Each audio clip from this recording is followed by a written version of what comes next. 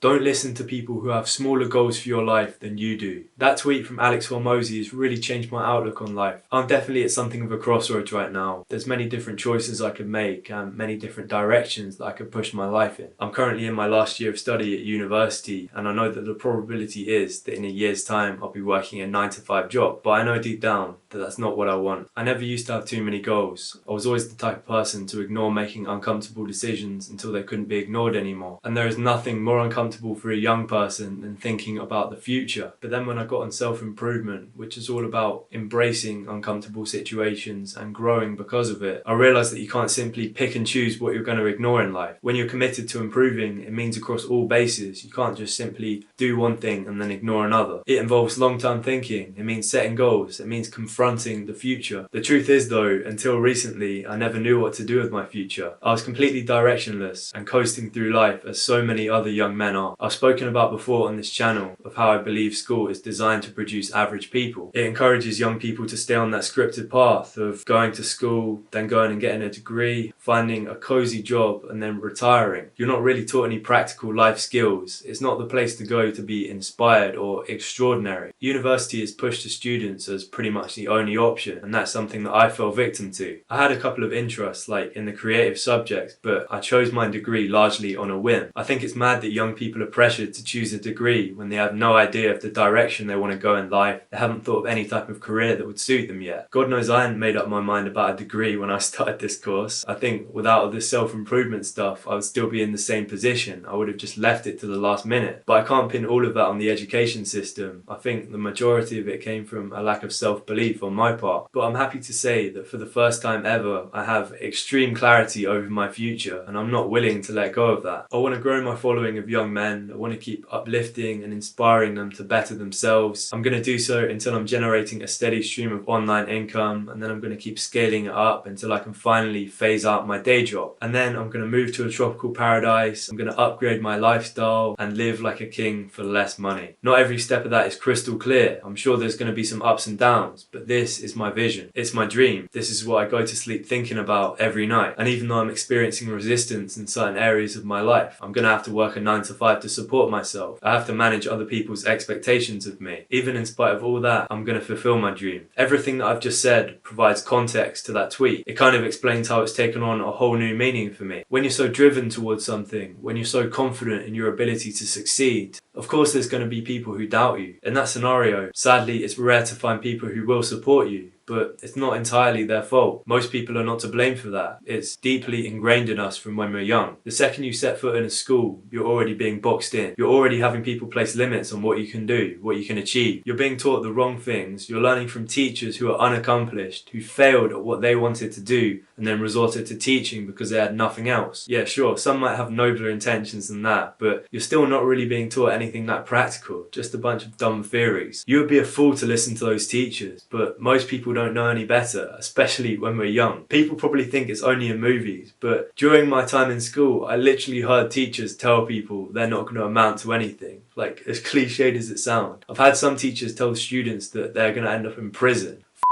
No wonder young people have no ambition. Anytime you go off that scripted path, you're going to make some people feel threatened. It disrupts their belief system, which is based on comfort. It's based on their faith in what the education system tells them, that if they spend money on a degree, they're automatically going to get given a job. They might land a safe and cozy job and just get complacent. And then they become uncomfortable that someone from the same background as them, from the same set of circumstances in life, is aiming higher than that. It makes them insecure about their place in life. So-called friends will also react in the same way. They'll see that you've stopped hanging out with them as much, that you've stopped pissing away money at the club, you're not living for the weekend anymore, and they'll switch up. They'll start saying, you've changed, and you have changed. You don't want to be a broke bum anymore. You've got to sacrifice those relationships, cut out the noise. One of the hardest realizations is knowing that sometimes the people you love can do the most damage to you. Friends come and go throughout your life, but family is forever, no? Family are not always supportive. They can actually be very disruptive when it comes to realizing your dreams. Because you care so deeply about what they think think of you. Sometimes you just assume that they have your best interests at heart. But you getting rich is not usually in their plan. Of course they care about you, but they might be ignorant as to what you do, or they might be afraid to see you take a risk. You can end up in a situation where their expectations stifle your ambition. They would rather see you settle in a safe place. You might be living okay, but it's not the way you want to live. You've resorted to your comfort zone, and the comfort zone is where dreams die. This is why you absolutely cannot listen to people who have smaller goals for you than you do, but you can and should listen to people who believe in you more than you do. When you're an ambitious, business-minded person, it can be hard to find others who share that vision, but when you do, you have to keep them close. If you've ever lacked self-belief at any point in your life, one day you might meet the right person who sees your potential and unlocks it. This person might nurture that side of you and put you on the path to glory. Surround yourself with highly skilled people who share your vision. They could be people who are still working on themselves, or they could be people who've already made it. You know what they say, if your friend group consists of 4 millionaires, you will be the 5th. I'm going to close this video by addressing my modest amount of viewers. I see the potential in you, in all of you. Some people watching might be where I was a few years ago, kind of lacking a sense of direction. Some people might be way ahead of me, who are already starting to make money online. But if you're here watching this, we're probably like-minded. We probably share the same interests. We probably have the same vision. I'm that person telling you that you can do it. Maybe I believe in you